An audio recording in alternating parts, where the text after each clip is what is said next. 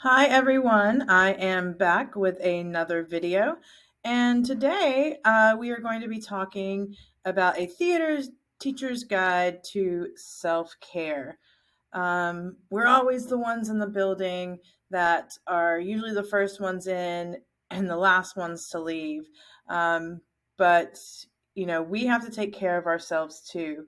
Um, and this presentation will highlight the importance of taking care of oneself, and remembering that focusing on yourself allows you to give more attention and care to those that need you the most.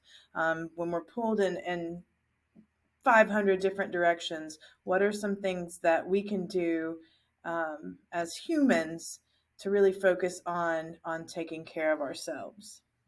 Another thing I like to do is listen to music. I would encourage you to not listen to anything musical theater for a minute, like just some jazz music, whatever mood you're feeling.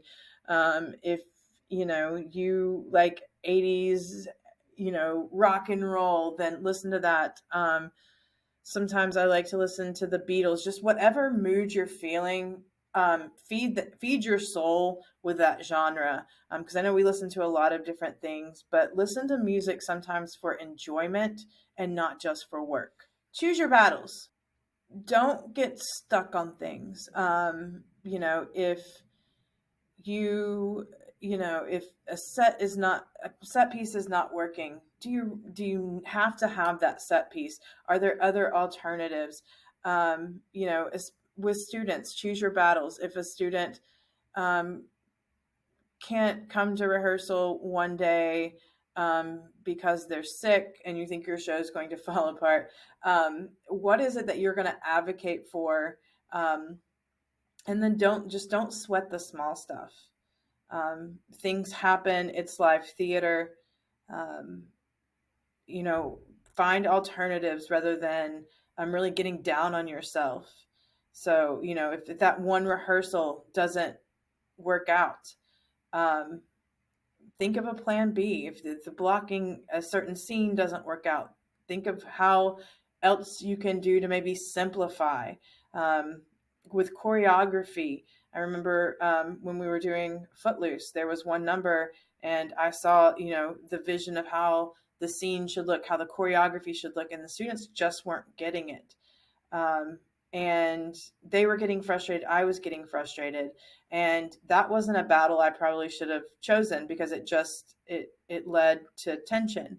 And so I came back the next day, and we reworked things, and it ended up working. So choose your battles, and make sure it's a cohesive learning environment for you and for your students, and that it's not a constant battle. Oh, this is one that's hard for all of us, right? Saying no, especially to outside things. I remember my first couple of years of teaching, because you're the theater teacher, it's like, can you help with this? Or I need props and decorations for this. Do you have any? Can you bring them to me? Um, it's okay to say no. Offer advice if there's a program going on, and they want you to help with lighting and sound. Um, you may say, I personally can't do it, but I may have some beginning students that can help. So finding the best ways to say no. And um, this also includes your students as well, saying no for them.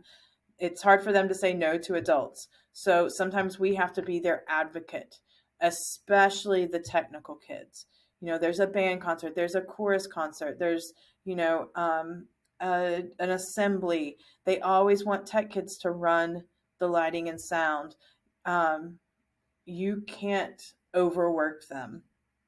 So having multiple students that can do these events as a learning experience would be great. Figuring out if there's some way um, that they can train a younger student during the process, um, because they may be too busy during actual shows. So think about that for your students as well. Is it a good opportunity for them, or are they just going to be adding one more thing to their plate? So that is it for me. It has been an awesome experience being your PLC leader for Georgia Theater Educators this year.